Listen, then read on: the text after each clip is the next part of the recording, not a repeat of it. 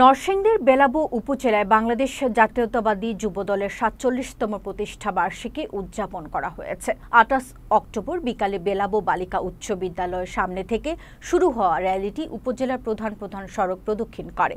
র্যালিতে অংশ নেন উপজেলা ও জেলা বিএনপির নেতাকর্মীরা।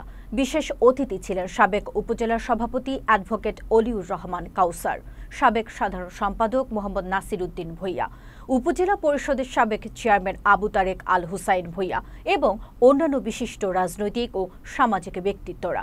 র্যালিতে যুবদলের নেতারা দলের ঐক্য ও গণতন্ত্র রক্ষায় যুবদলের অগ্রণী ভূমিকার উপর গুরুত্বারোপ করেন। এছাড়া উপস্থিত ছাত্র ও যুব নেতারা প্রতিষ্ঠা বার্ষিকীর আনন্দ উদযাপন করেন।